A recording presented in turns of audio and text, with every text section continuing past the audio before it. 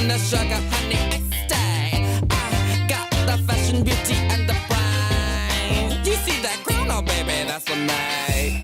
This is definitely the big question, but what would the win mean to you, and what do you think the crown would represent? It would mean everything. Let's start there. It would just mean everything to me. It would mean that, I did it. I made it. I went for my dreams. I went for my goals, and it paid off. And I worked really hard to get here.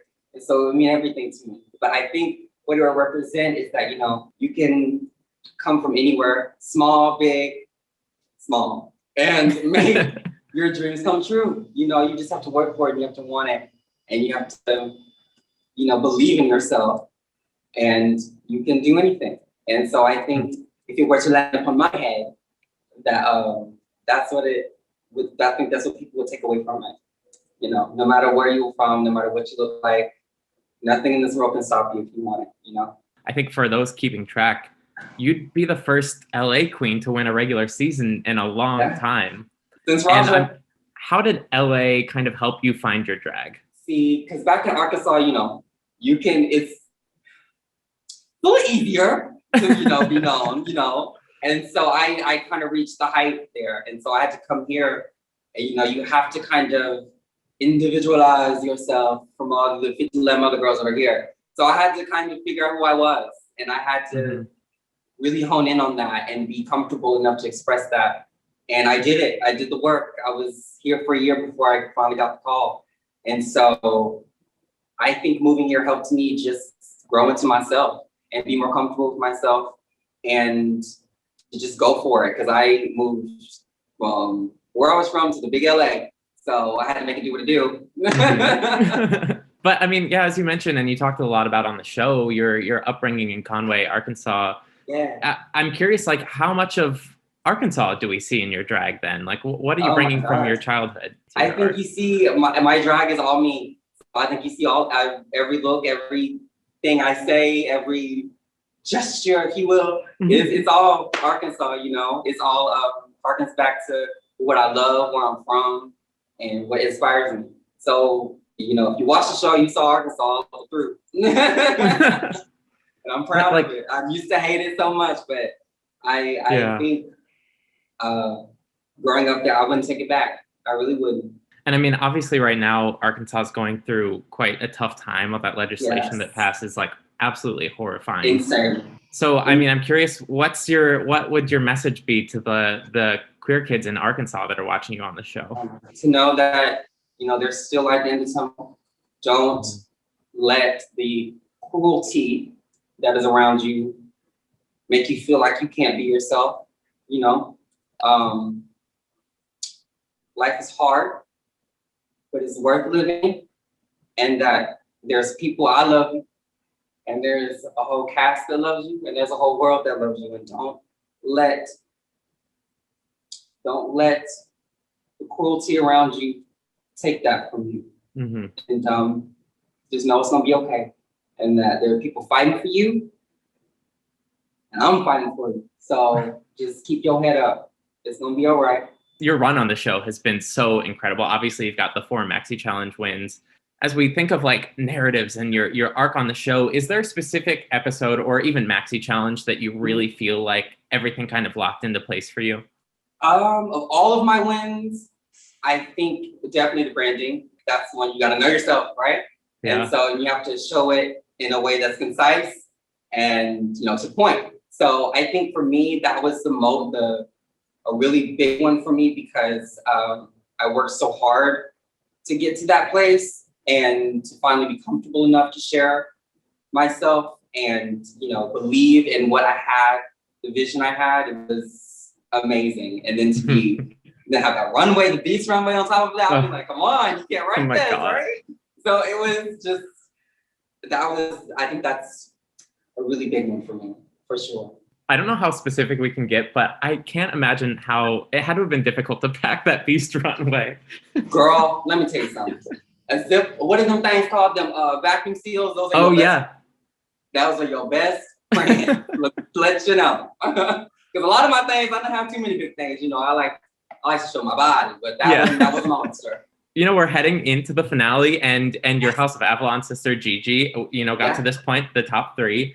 I'm sure you guys talked a little bit about what it was like for her to be on the show. What was some of the best advice you got from Gigi? I didn't listen to this all the time, but she said, you know, you are the best actor, you are the best singer, you are the best dancer in there, and you have to have a level of delusion that will get you through. Hey, and I listened most of the time. 4 wins. I mean, hey, I did something right. And she said that, what was the other one? To have fun. To have fun, because this is hopefully, if you do it right, the last time you'll have this moment. So bask in it, have fun with it, and live, darling, let them see you. So those are the 2 things she really like pressed in for me. Yeah, delusion and have fun. And delusion and have fun. Make it do what it do, Symone. Speaking of House of Avalon, I think, you know, you talked a lot about them on the show and living up to the high expectations, but I also imagine on some level it's been so helpful, especially in this insane year, last year, getting prepared for the show, to have them, you know, they've got your back. They were able to help you prepare. And I wondered, I mean, what can you say about how much they've been able to provide for you and help you prepare for this? Oh my God, it's been invaluable to me. We've known each other for 6 going on 7 years, and they've watched me grow. They helped me grow in so many ways. And I don't think I would be the same queen I am today without them. So they've helped me definitely grow a lot. And the vision that I have for the show and how I wanted to present myself, you know, it all comes from me, but they helped me fine tune a lot of it and be like, this is how we can make this the best version of what you want. And I have no words. I love them a lot. They're my family. Ride or die. But yeah. That's so special. It warms my heart just to see the posts and you guys together. It really is so special. It's such family there. And it's and I understand, I recognize how very rare that is. You know, even in our community, how much we do, you know, we come from house culture and all those things. It's still very rare, especially living in LA, to find a group of people who see your vision, who love you and want nothing more than to see you grow and achieve. And I recognize how blessed I am. And, you know, I only just want to, you know, spread that light and love to everyone else. So we sort of touched on this a little bit at the beginning, but your drag just pulls from such an amazingly deep well of references. I mean, you know, throughout the season, we saw Clueless, we saw Diana Ross, we saw Babs, Paramore, we saw those goddamn small oranges. Like seeing all that and kind of connecting the dots and really getting a sense of who you are. It's just so fun. You know, you can learn so much about someone through the pop culture they love. And I wonder, is there other pop culture that we maybe didn't see on the show, represented on the show, that really shaped you and you feel really speaks to who you are? I only got to make one reference to Hocus Pocus. Hocus Pocus, that was the roast. I'm trying not to remember that. I think I tried so hard to put as much as myself into it that I could, but and I think I pretty much got it. I love Hocus Pocus. I'm a Game of Thrones girl. I do love her, believe it or not. I'm a little bit more of a nerd than people would expect. Actually. I like very peculiar television, but it shaped me. So what can I say? That's where the Enchantress comes into play, right? That's where the Enchantress comes into. Do you have an example of a time where, I mean, it could truly be anything, but where you really felt like you were seeing yourself represented in media to some extent? RuPaul. RuPaul. There's not many of us, especially, or at least I was growing up. And but he changed my life. And to see someone like him be on media, be in television, have his own TV show, and being himself was invaluable to me. And I don't know, he was the first one. And it's crazy to come full circle to have made it to the end of his competition show. And so, yeah, he was the one for me, because he was the first time I was like, it's possible. You can be who you are. You can dress up in drag and be a superstar. So, you know, without him, I wouldn't be here either. Yeah, and you paid great tribute in some of those looks. I mean, the hair. Oh, it's so good. Could you imagine? People did not know the Back to My Roots thing. I was shocked at that. Truly. Yeah, that's interesting. That's almost like not knowing their disco references. Yeah. I mean, this cast has been so wonderful to watch. It feels like everyone got so close, and especially with the top four. I mean, it's the bond is there, and it's so palpable. It's so real. What's your perception on how that might have been shaped? Well, just with how crazy this last year was going into the season, came into this deep in the middle of the pandemic. Did that change what you got out of it in terms of your relationships? And for sure. I think us being in a pandemic and having, because it was work. So everyone knows, it was a lot of work. It was very hard.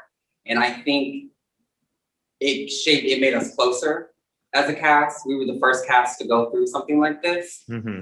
And we're the only ones that had this experience. And so it made us that much more closer. And I think it made us all internally, in some psychological way, want it more. You know, like despite all these things that are being thrown at us, we gonna make it to the end here, and we gonna do some damn drag. Okay. So I think it definitely.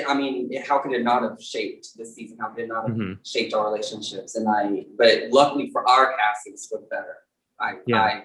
The other judge slot was kind of this rotating thing. We saw Nicole a couple times, Lonnie, TS, Jamal. And I think it's kind of amazing to be able to watch these people see you actually evolve. You know, I think that it brings another level to their critiques when they know where you've been. And I wondered if you felt that added anything, especially just to hear back from them. For sure. Well, first, I love T.S. Madison. She is a goddess on this earth, in my personal opinion. But I think it kind of helped actually a little bit. They actually got to see our growth. They got, like you said, and they got to kind of get to know us a little bit better rather than just like coming in and, you know, have the fun little kiki for the 1 week, you know, not really know the girls. So I think it kind of, in a way, helped us grow a little bit more. And I enjoyed it. I enjoyed being like, oh, Lonnie, hey, girl. Like, seeing you again, you know, like it was nice. And it was nice to have, for sure. And it made it feel like you have another connection to the judge table outside of, you know, the regular one. So I enjoyed that. You know, obviously the show has such a huge platform. And one of my favorite things is seeing people like Rihanna and Ariana retweet you guys. Janet Jackson shared the lip sync. It's just so incredible. Yeah, what? Like, I mean, I think maybe I threw out some good examples there, but do you have an example? Is there one that really just fully knocked you out and gagged you? Oh, it was the Rihanna one for me. Yeah. Like all of them were fabulous. Thank you. It was the Rihanna one for me. She's my queen. She's my diva, and she's inspired me so much. And for her to see me and recognize me, and you know, like give me props and say I'm proud of you. What? Like insane. And so that one really hits me right here. UK2, you know, that season was incredible. Absolutely. They had that 7-month break in between because of COVID. And that had my brain going. I was like, okay, how would you have used those 7 months? I know that's really hard hypothetical, but like, do you know what you would have done in that time? I probably would have done what a lot of them did, and just improve on my drag and be like, okay, what can I, what am I missing? What is not clicking? I mean, a lot of clicks for me, so maybe not. I don't know what I would have done, honestly. I think I did pretty good. I would have sat there like, okay, when are we getting back to this set? Yeah. I don't know. I think I probably would have, if there was an opportunity to fine tune a couple looks, I probably would have done that. But outside of that, I'm proud of what I did on the show and my journey. So there's not much, I don't think I really would change anything. You've evaded the white folks for a long time. I've evaded them for years on the Underground Railroad, but here for the Snatch Game, baby. Yes, it's all for a good cause. It's all for a good cause. Yes. The freedom!